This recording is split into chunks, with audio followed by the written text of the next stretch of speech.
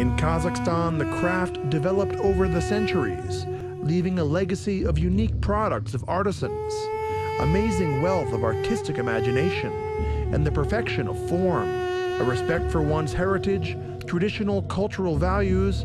These are the main tasks of the current generation.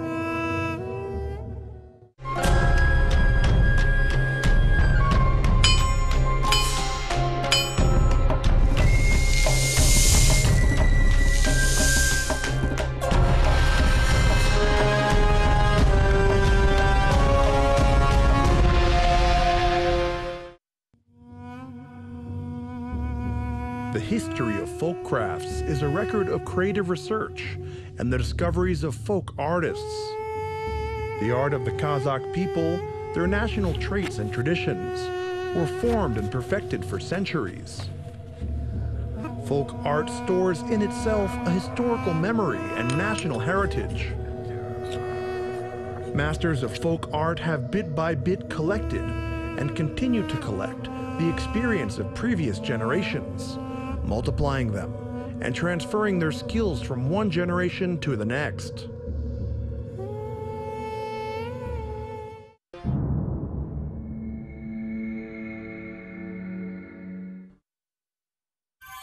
The art of jewelry is one of the brightest manifestations of artistic creativity of the people. The earliest of their samples was discovered by archaeologists in the Stone Age. Art, beliefs, social relations, and traditions are reflected in jewelry. And therefore, jewelry at all times has been an integral part of folk customs. The sacred, even magical function of jewelry has greatly prevailed over its aesthetic value. Ornaments could be placed on certain parts of the body, which, according to our ancestors, provided them with healthy offspring, their location of the gods, protection from evil spirits and the evil eye, and even could bring good luck and happiness. In addition to its sacred functions, jewelry could also demonstrate a special position in society. At the same time, the decoration of jewelry has been closely connected with the silhouette, shape, and color of clothes. The study of the art of jewelry of all the Kazakh people is one of the important tasks of the modern generation. At present, there is an interest in folk art, which has the ability to absorb and preserve the traditional elements that go back to different stages of the historical past of the people. And it is in ornaments that this century-old method and technique of artistic generalization is most fully accumulated. The study of the history of the appearance of jewelry, the popularization of the high achievements of Kazakh jewelers will in many ways contribute to the development of this incredibly beautiful craft.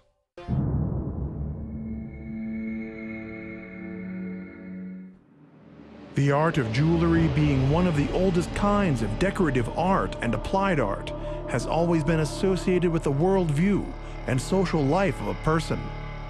Undoubtedly, today, the art of jewelry is a noticeable phenomena of our culture. Traditional forms of jewelry and technology of their manufacturing have been passed down from generation to generation. And we have been lucky enough to visit the workshop of a unique jeweler, Joly. Decorative and applied arts of the Kazakh people in the past was diverse and differed in artistic wealth. According to the master and their heritage, this is what he wants to preserve and to multiply. The artistic jeweler uses materials and technologies for their processing, used by our ancestors. Once we visited Joly's workshop, we were surprised at the huge number of all kinds of tools, devices, and small machines that were placed, suspended, and laid out throughout the workshop of the jeweler. It turns out that the most complex and elegant craft requires not only imagination and skill, but also a large number of tools and various adaptations. Also, working with metal requires a great master, accuracy, and careful preparation in the workplace. Jewelry as a visual art is able to express the intellectual and emotional worldview of the master. It is interesting to note that except for jewelry, no other form of art can establish such a direct contact of the master with the person. After all, a powerful connection of jewelry with the power of the master acts as a kind of amulet. Preserving the national traditions and features, Jibek Ali introduces originality into his products, thus revealing the plastic expressiveness of the ornaments and their interaction with a person.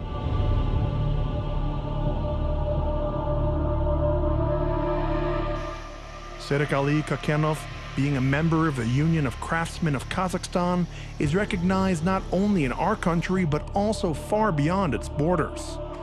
Numerous international exhibitions in France, Germany, and Russia have brought Jibek Ali awards and victories in prestigious competitions and nominations.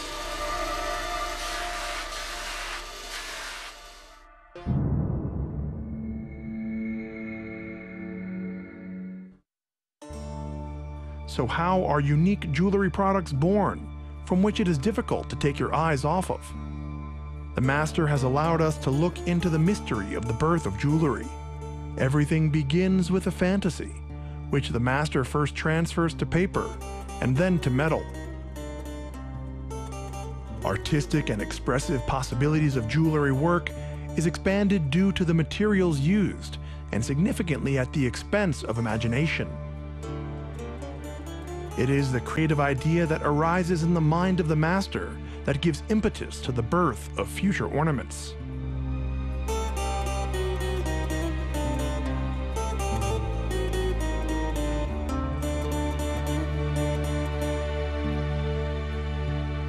Now a sketch is created.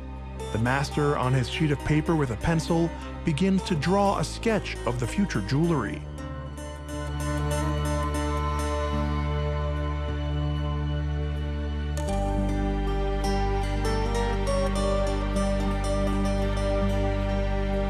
He thoroughly draws all the smallest details.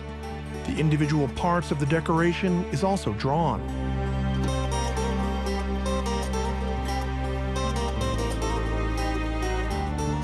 It is interesting that during the work on the sketch, the master completes the sketch, substituting ready-made silver elements and stones for it. He looks at the combination of details, often changes the original sketch, complements, and improves it. The master has told us that it is not enough to master the technique of the jewelry business. One must feel with his entire soul and heart every necessary detail that will give it uniqueness and sophistication to the final product. Choosing a stone is one of the most difficult tasks for a jeweler because it is the stone that attracts the main attention and is practically the key element in the decoration. The color of the stone, its shape and size, must perfectly match with all the smallest details of the future product. It is known that the gemstones have been used in jewelry design and, as a rule, do not match each other well in terms of color characteristics, which creates serious difficulties in their selection. The reason lies in the characteristics of the colored jewelry stones, their chemical composition, density, optical properties, transparency, color variations, the inclusion of other minerals, and as well as micro cracks. Usually, four main characteristics are distinguished on which the design assessment depends. This is mass, purity, color, and the cut. The most important for the aesthetic combination of stones in the design of the jewelry is their color. Often jewelry stones, even from the same mineralogical group, have a common chemical formula and close optical characteristics are not suitable to be joined in one product due to the lack of color harmony. Gemstones delight the eye with their richness of color shades. All colors of the spectrum are present in their color, their density and saturation, the gentle pastel shades and transparency. They are brightly colored or pale, patterned or monophonic. For the master, it is important to preserve the natural shine and color of the stone and to emphasize the uniqueness and refinement of the jewelry. The traditional ornaments of Kazakhs is unique and multifaceted as a phenomenon. The advanced manufacture of the jewelry ornaments speaks that the master of the jewelry business has passed long training. As you know, the Kazakh jewelers, called zergirs, or zerzar in the translation from Persian meaning gold, have passed on their skills by inheritance. Since ancient times, the deposits of copper, tin, and even gold have been developed. But despite this, the favorite material of Kazakh zirgirs is silver. And the reason here is not only the natural beauty of the metal. Sedek Ali has told us that Kazakhs view the metal possessed as purifying, preserving, and having a magical property, and that the shine of silver was associated with moonlight. Silver is not only beautiful, but also a strong and versatile precious metal, and the master makes his products from the metal using various techniques. First, the jeweler preserves silver from melting. For this, he takes sufficient number of small silver pieces of approximately the same size. This is necessary to further uniformly heat them, as well as to accelerate the melting process. Also, we can consider the weighting. The accuracy of the weight in the product must be strictly observed. To do this, the master uses not modern electronic scales, which can give an error in their calculations, but the old ones, the error of which even a milligram is minimal. To measure the desired weight, the master uses a set of weights.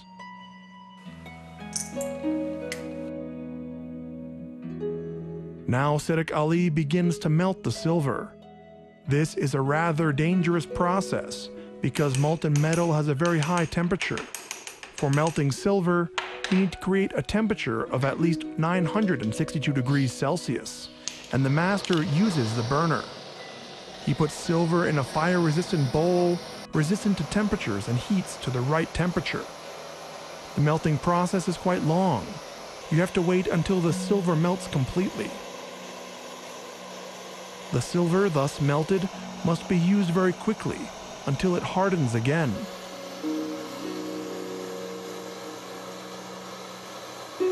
The master pours the liquid silver into a pre-prepared form. After solidifying the metal from the mold, the master extracts a rectangular plate. The pure silver is not used in a jewelry practice, as it's too soft of a metal, and copper is necessarily added to it. Silver of 925 has no more than 7.5% impurities. Pure silver has a bright, shiny color. With impurities, it is more dull. This is evident when comparing two cast silver pans. The master places the silver plates under the press, so the rolling process has begun. The metal is flattened by rollers. Sedek Ali changes the distance between the rollers and achieves a silver plate of the desired thickness.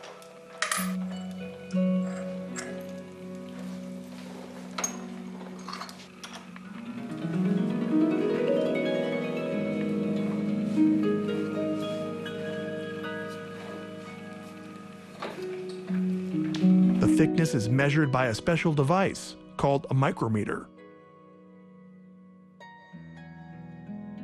In order to get a silver wire, the master uses a special machine and draws metal through the holes. The different diameters of the holes allow the wire to be made of different thicknesses.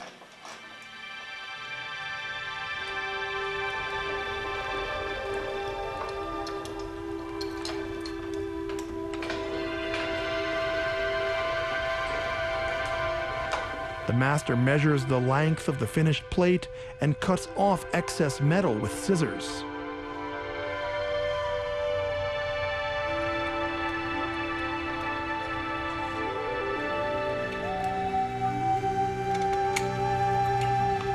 If necessary, the jeweler uses the file to process the edges. Details of the future decorations are drawn onto the plate.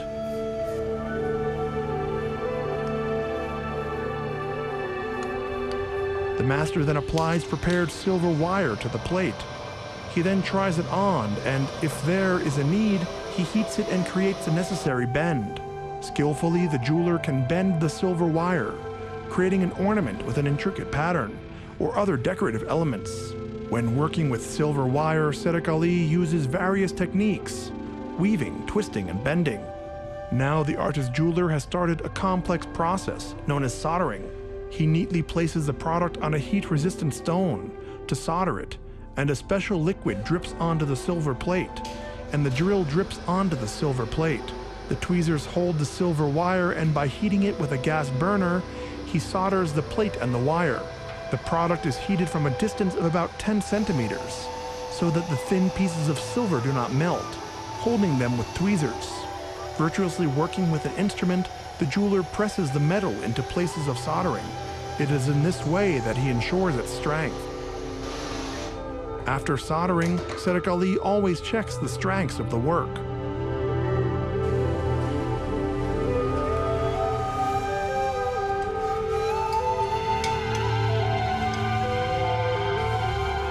When the soldering melts and clings to the two pieces of silver, the master puts the silver first into the water and then into the pickling solution to remove traces of oxidization.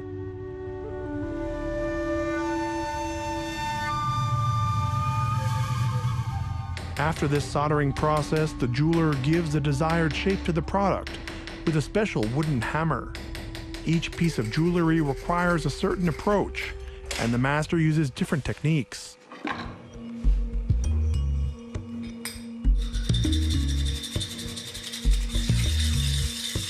When making, for example, a ring, the master uses the embossing technique. In order to transfer the drawing to a thin plate, the master then applies a stamp to the metal and strikes it with a hammer. On the soft metal, there remains the desired pattern. Often in his jewelry, the jeweler uses an ancient Kazakh ornament in the form of a triangle filled with convex points. It is this feature and the predominance of the geometric style that distinguishes Kazakh jewelry art from others. To make the ring the right size, the master uses a special cone-shaped device that matches the different sizes of the finger.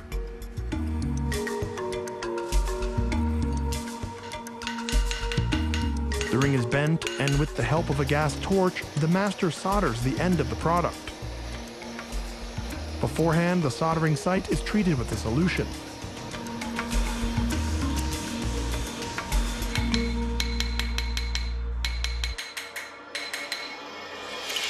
After that, the jeweler begins the process of blackening. This is a widely used and almost unique method of colorizing the surface of the silverware. And not all the surface is painted black, but only some of the deeper parts, in the form of various figures and patterns. The process of blackening consists in the formation of sulfur on the surface of the silver object.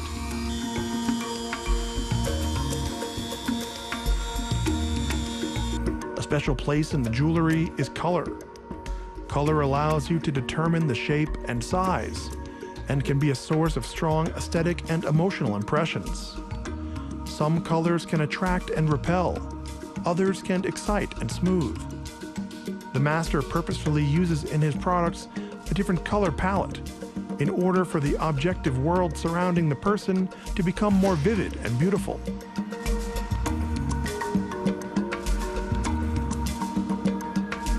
Enameling is the process of applying paints by melting a special colored powder and coating it with metal. For applying the enamel, different techniques are used, but all of them require heating to melt the powder that the metal is coated with. The artist jeweler carefully selects colors and dissolves the powder with distilled water, mixes it thoroughly, and applies it to the surface of the product. Having finished decorating the product, Kazakh Ali will then transfer it to a kiln. The oven should be heated to 820 degrees Celsius. The enameling process takes only a few minutes.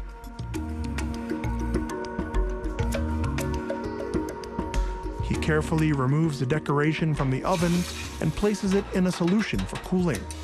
The subsequent polishing will give the silver decoration a shine and help it to emphasize the color of the oxidized silver. The traditional ornaments are a unique phenomena. Their versatile study can provide valuable material for characterizing complex and profound aspects of our national culture. Gradually, many decorative handcrafts and technical devices are forgotten. The people who owned this art, which had been passed down from generation to generation, leave, and move on.